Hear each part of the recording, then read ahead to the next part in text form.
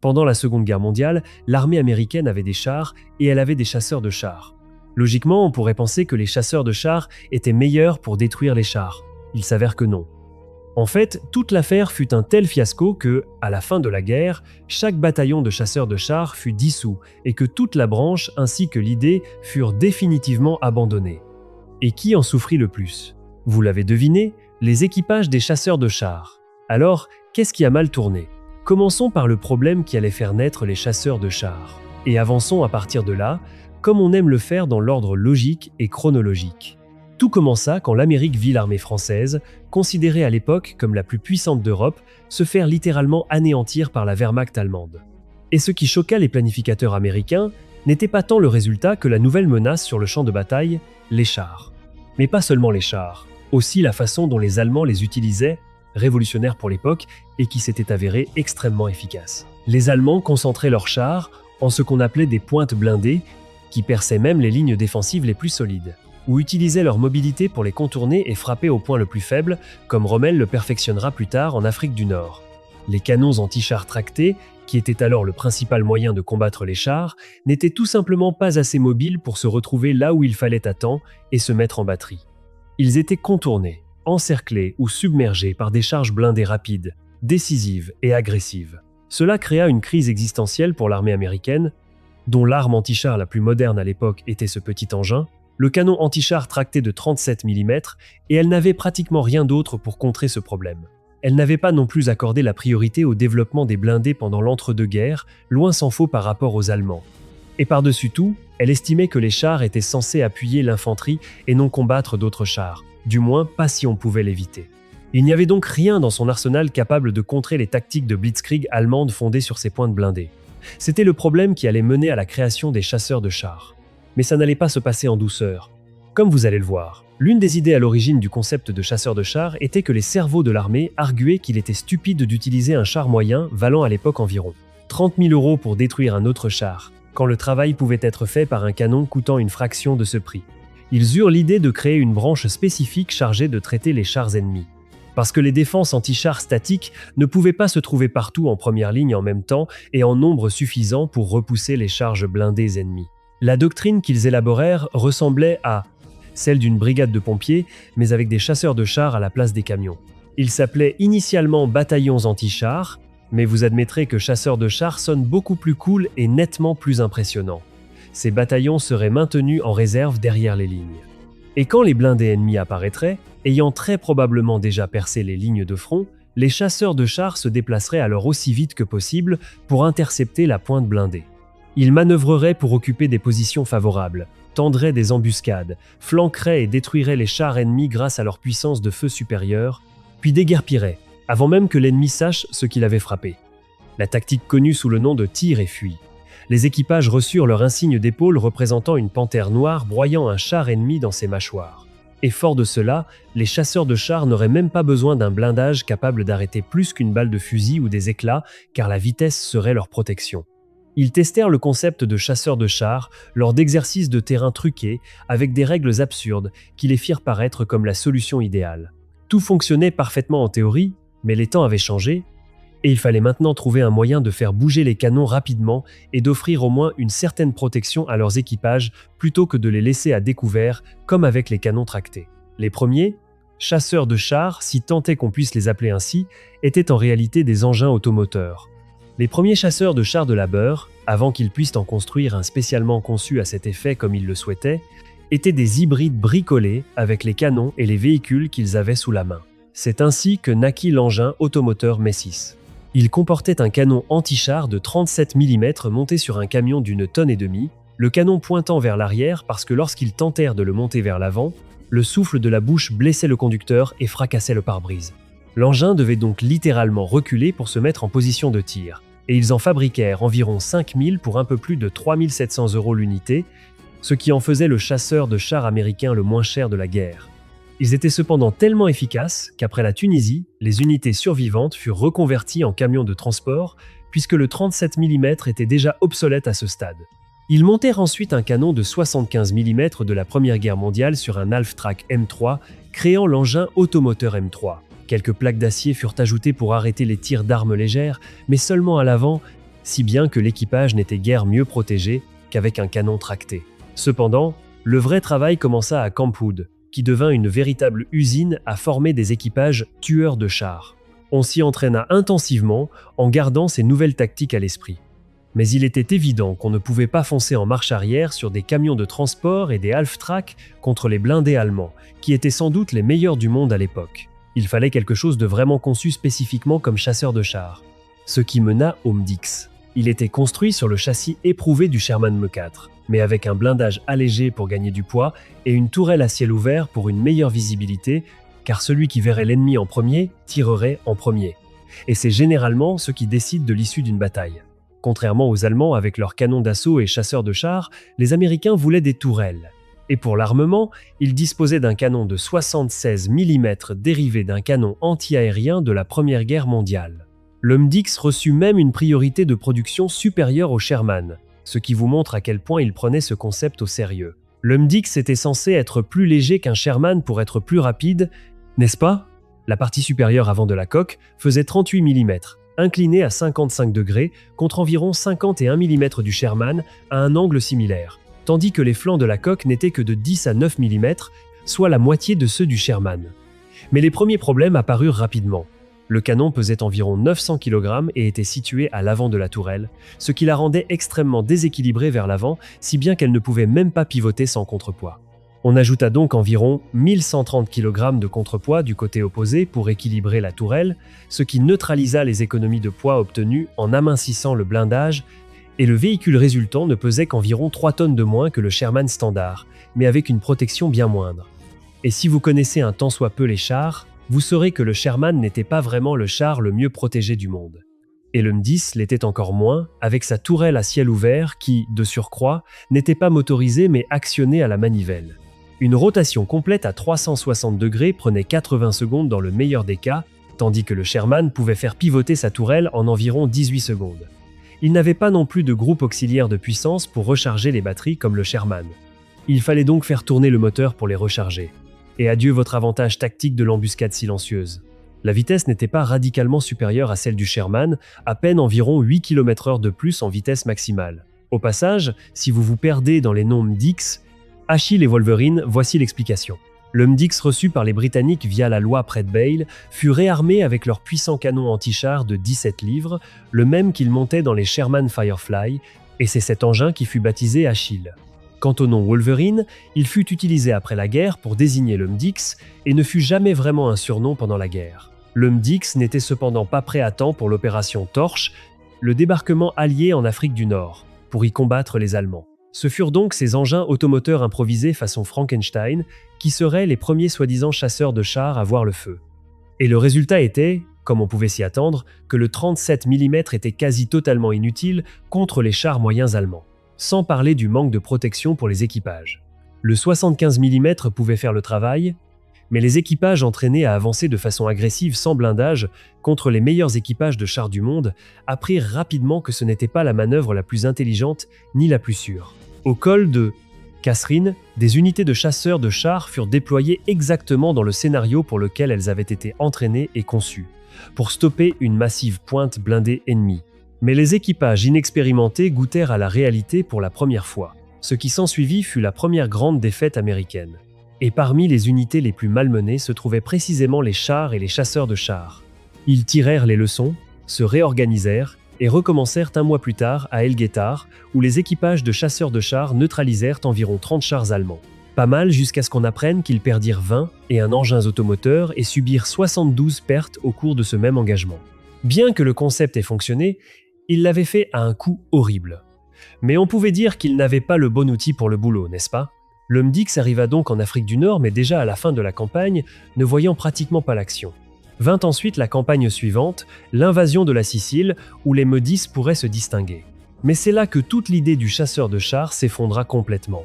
Parce que le terrain italien avec ses montagnes, ses vallées étroites et ses ruelles serrées rendaient impossible le type de pointe blindée qu'ils étaient conçus pour contrer. Ainsi, le véhicule conçu pour combattre les chars se retrouvait chargé d'environ 10 obus explosifs pour chaque obus anti-char et passa en rôle d'appui comme artillerie automotrice ou comme canon d'assaut.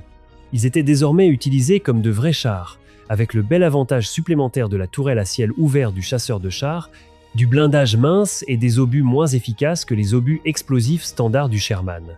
L'obus explosif du Médis avait environ la moitié de la charge explosive de celui du Sherman. Pour ce qui est du rôle anti-char, quand des chars allemands apparaissaient de temps à autre, le canon de 76 mm lui-même était bien considéré, fiable, précis et efficace contre les Panzer III, IV et la plupart des autres véhicules allemands qu'il rencontrait, du moins jusqu'à l'arrivée du Panther. Mais l'Amérique développait déjà la génération suivante de chasseurs de chars, le M10 s'étant avéré trop lent. Elle lança un nouvel engin, cette fois vraiment conçu de toutes pièces plutôt que sur le châssis d'un véhicule existant. Cela donna naissance au Me-18, mieux connu sous le nom de L4. Celui-là était enfin ce qu'il voulait depuis le début, léger et rapide, avec un sacré punch. Il avait un moteur en étoile d'environ 300 chevaux et une transmission automatique torquematique combinée à une suspension à barre de torsion. Cela fit du L4 le véhicule blindé à chenilles le plus rapide de toute la Seconde Guerre mondiale, avec une vitesse maximale de près de 90 km/h, record qui ne serait d'ailleurs pas battu avant le MUN Abrams dans les années 1980. Il ne pesait que quelques 16 tonnes, avec 12 mm de blindage et une tourelle à ciel ouvert là aussi. Il n'offrait donc pratiquement aucune protection contre quoi que ce soit de plus lourd qu'une balle de fusil. Parfois même pas contre ça. Mais la tourelle était à rotation motorisée, Dieu merci. Et il était doté du nouveau canon de 76 mm, le même qui allait équiper les Sherman modernisés. On dit qu'un équipage bien entraîné pouvait tirer jusqu'à 20 coups en 1 minute effrénée.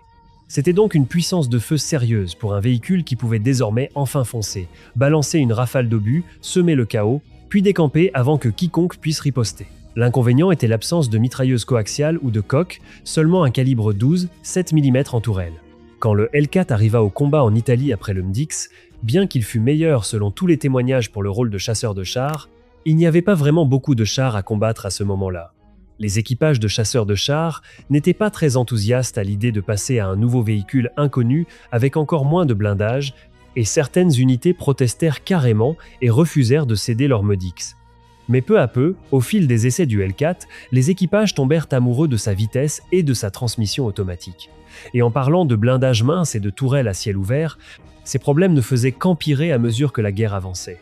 Les tourelles ouvertes rendaient les équipages vulnérables à absolument tout ce qui venait d'en haut, des éclats d'obus aériens et des tireurs embusqués aux grenades et cocktails Molotov lâchés depuis les bâtiments.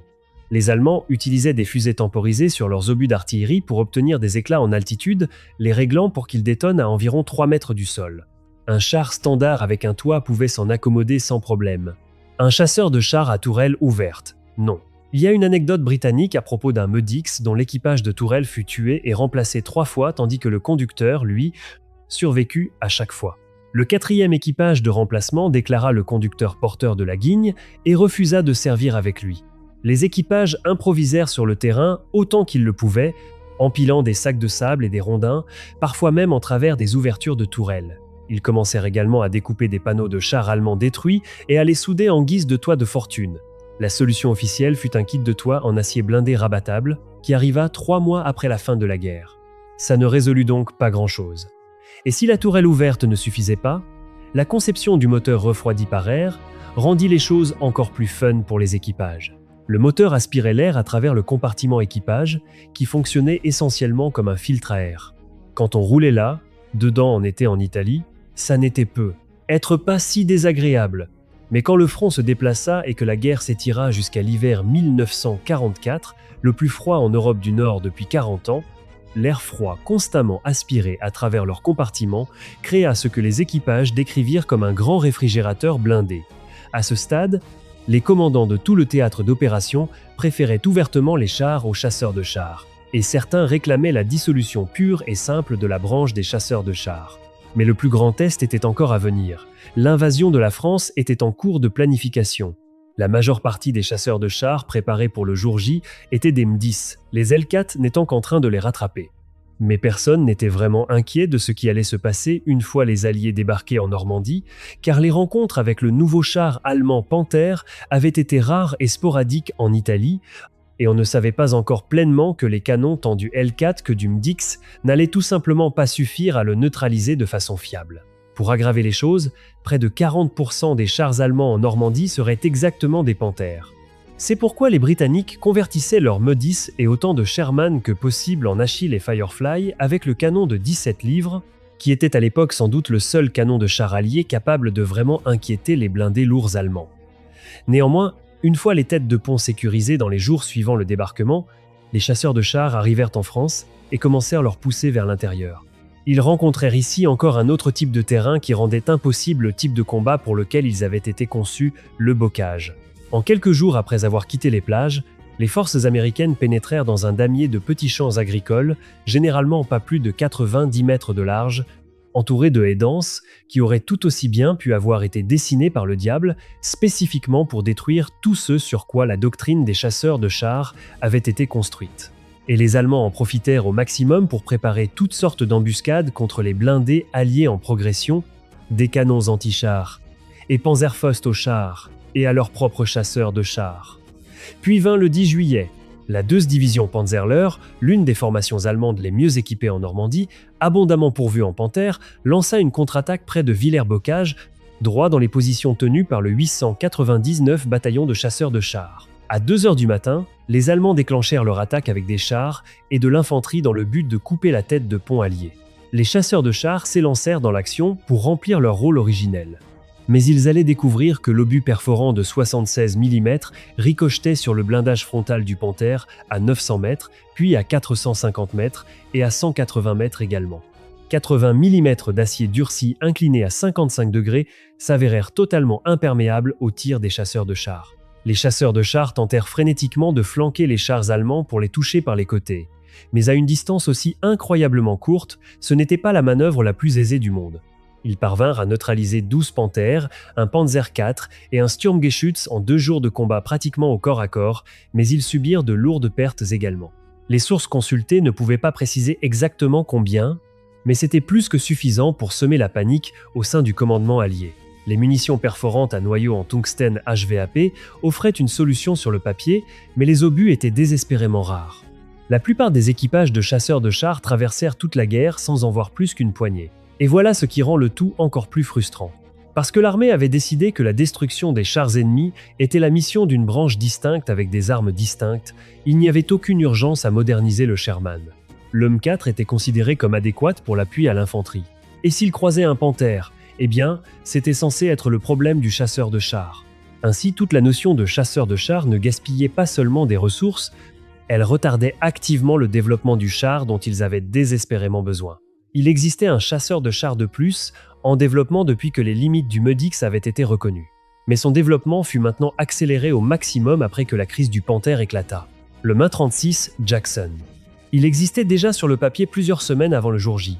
Mais les huiles pensaient que les canons déjà disponibles, bien que loin d'être idéaux, feraient quand même le travail.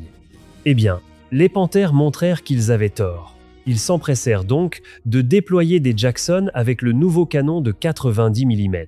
L'idée était de prendre la coque et le châssis éprouvé du Dixon et de concevoir une nouvelle tourelle plus grande, capable de loger l'arme plus puissante. Le canon Mach 3 de 90 mm était dérivé d'un canon antiaérien et c'était un bond considérable par rapport à tout ce que les Américains avaient sur une plateforme mobile. Il pouvait percer le frontal du Panthère à environ 1370 mètres. Ils furent donc mis en service aussi rapidement que possible, mais cela prit quand même du temps pour les préparer et les expédier en Europe. La production fut prioritairement accélérée après que la Normandie eut mis en lumière la crise du canon et on monta même le canon de 90 mm et sa tourelle sur des coques de Sherman 4A3. Il avait toujours une tourelle à ciel ouvert, qui restait sa plus grande vulnérabilité, mais la tourelle disposait d'une rotation motorisée, ce qui était une amélioration majeure par rapport au cauchemar actionné à la manivelle du MDX. Le canon n'était pas sans défaut cependant. Les premiers Mon 36 manquaient de frein de bouche, et le souffle massif du 90 mm soulevait tellement de poussière et de débris qu'il aveuglait le tireur après chaque coup, ralentissant considérablement la cadence de tir. Mais il était incroyablement efficace contre les blindés allemands. Il y a même un tir confirmé sur un Panthère à 4200 mètres, soit pratiquement la portée maximale de son viseur télescopique, et un autre à 3840 mètres. Les obus explosifs de 90 mm étaient également bien plus puissants. Le MAIN 36 était apprécié de ses équipages comme l'un des rares véhicules blindés alliés pouvant réellement détruire les chars lourds allemands à distance. C'était ce pourquoi les équipages mouraient depuis le début. Alors que les Alliés repoussaient les Allemands et progressaient à travers la France, les combats char contre char devinrent presque inexistants, mis à part quelques cas isolés qui furent plus tard glamourisés dans les films, donnant l'impression qu'ils se produisirent bien plus souvent qu'ils ne le firent en réalité. Les chasseurs de chars assuraient de nouveau l'appui à l'infanterie, servaient d'artillerie automotrice ou de chars ordinaires. En arrivant à la frontière allemande, ils se heurtèrent à la ligne Siegfried. C'était une ceinture fortifiée de blockhaus, d'obstacles anti-chars comme les fameux dents de dragon, parsemés de bunkers et de tranchées, imbriqués au terrain montagneux pour former un cauchemar à nettoyer et à percer. Mais les chasseurs de chars aidèrent considérablement ici grâce à leur précision à longue portée pour le tir direct, faisant sauter les fortifications une par une. Puis une section de cette ligne Siegfried allait apporter de nouvelles horreurs aux équipages de chasseurs de chars, la forêt de Hürtgen. Les arbres y poussaient si denses que même en plein midi, seul un filet de lumière solaire atteignait le sol de la forêt. Les routes étaient des pistes forestières boueuses et étroites où un seul véhicule immobilisé pouvait bloquer toute une colonne. Mais le vrai problème, c'était les arbres, et pas pour la raison à laquelle on pourrait s'attendre. Le problème était une fois encore la tourelle à ciel ouvert. Les obus d'artillerie et de mortiers allemands atterrissaient dans les cimes des arbres et explosaient au contact des branches denses, créant ce que les troupes appelaient des éclats de cime. Au lieu d'une seule explosion au niveau du sol, chaque obus envoyait une pluie d'éclats d'acier et d'échardes de bois vers le bas sur une large zone, comme une pluie mortelle tombant d'en haut. Cela décima un nombre effarant d'équipages de chasseurs de chars dans leurs tourelles ouvertes. Et le problème ne fut nulle part plus évident qu'ici. Tandis qu'on évoque ces lignes défensives solides, les Américains tentaient en fait de concevoir un véhicule spécialement conçu pour les percer, sans vraiment y parvenir. Ils avaient une idée similaire à ce que les Allemands avaient fait avec leurs énormes chasseurs de chars comme le Jacques de Panthère ou pire encore, le Jacques de Tiger. Côté américain, c'était le projet Twin Tuit, un char super lourd conçu spécifiquement pour percer les fortifications en béton de la ligne Siegfried, avec un blindage frontal plus qu'amplement capable d'encaisser les impacts anti-chars allemands et un canon haute vélocité de 105 mm en casemate fixe pour percer ses bunkers. Mais l'engin pesait plus de 86 tonnes avec 4 jeux de chenilles pour répartir ce poids et était propulsé par un moteur de 370 chevaux qui lui conférait l'incroyable vitesse de pointe de 13 km/h. Il s'appela d'abord engin automoteur T95 avant d'être renommé superchar lourd T28 et on pourrait techniquement le classer dans la même catégorie mais conçu pour un but totalement différent. Il n'entra jamais au combat, car la ligne Siegfried avait déjà été percée par l'infanterie et les blindés conventionnels. Le 16 décembre 1944, 3 armées allemandes lancèrent l'offensive des Ardennes avec environ 200 000 hommes et plus de 600 chars et canons d'assaut. Pour la première et unique fois, l'ennemi lança exactement le type de percée blindée massive que la doctrine des chasseurs de chars était conçue pour contrer. 25 bataillons de chasseurs de chars seraient finalement engagés dans la bataille, ce qui représentait la plus grande concentration de puissance de chasseurs de chars américains de toute la guerre. Bastogne devint l'un des points critiques où toute la bataille pouvait basculer. C'était un nœud routier que 7 routes importantes traversaient, et les Allemands en avaient besoin pour maintenir leur avance. La Sente, une division aéroportée, fut précipitée là-bas pour le tenir, arrivant le 19 décembre et la ville fut encerclée le 21 décembre. Ce qui manquait désespérément aux parachutistes, c'était une capacité anti-char. C'était de l'infanterie légère avec rien de plus lourd que des bazookas face à un ennemi amenant toutes sortes de blindés en grand nombre. Mais le 705 bataillon de chasseurs de chars équipés de L4M18 répondit à l'appel. À environ 100 km de là, les L4 utilisèrent leur vitesse pour foncer secourir les parachutistes au moment le plus critique. Le jour de Noël, 18 panzers s'avancèrent dans un dévastateur tir croisé. 4 L4 les engagèrent depuis plusieurs angles et les 18 chars furent détruits. Pendant tout le siège de Bastogne, le 705 bataillons de chasseurs de chars détruisit environ 40 chars allemands en ne perdant que 6 L4. Ce qui rendait Bastogne intéressante d'un point de vue doctrinal, c'est qu'en surface, c'était exactement ce que la doctrine des chasseurs de chars avait envisagé, une force mobile de chasseurs de chars se précipitant pour contrer une percée blindée ennemie. Mais cela ne se produisit qu'une seule fois pendant toute la guerre, si on exclut le col de Kasserine où ils utilisaient ces engins automoteurs improvisés. La bataille des Ardennes marqua également la fin des bataillons de chasseurs de chars tractés qui furent submergés et décimés pendant les combats. Il était désormais évident qu'ils étaient tout simplement trop lourds, trop lents et trop exposés pour ce nouveau type de combat. Au printemps 1945, les chasseurs de chars accomplissaient à peu près le même travail que les chars ordinaires. Les blindés allemands apparaissaient par un ou deux, dispersés et sans carburant, plus souvent enterrés comme blockhaus statiques. Les bataillons de chasseurs de chars passaient leur journée à nettoyer des villes, à faire sauter des points d'appui, à soutenir les avances d'infanterie et à engager de temps en temps un char isolé à courte portée dans les ruines des villes allemandes. Une force de 100 000 hommes avait été construite pour une doctrine fonctionnerait exactement comme prévu une seule fois pendant toute la guerre. À la fin du conflit, les commandants s'accordaient unanimement à dire qu'ils auraient de loin préféré un vrai char à un chasseur de chars. La conclusion était que le chasseur de chars en tant que branche distincte et concept distinct était totalement inutile, et il s'avéra que la meilleure arme pour combattre un char était un meilleur char. Chaque bataillon de chasseurs de chars fut désactivé au cours de l'année suivant la fin de la guerre. Ce qui survécut, cependant, c'est le canon. Le 90 mm du Jackson fut le même canon monté sur le MV6 Pershing, et le nouveau concept devint le char de bataille principal. L'idée qu'un seul véhicule pouvait tout faire, appuyer l'infanterie, exploiter les percées et détruire les chars adverses. Il n'y avait donc plus besoin de chars légers, moyens, lourds et de chasseurs de chars séparés. Le nouveau véhicule réunirait tout cela en un seul engin.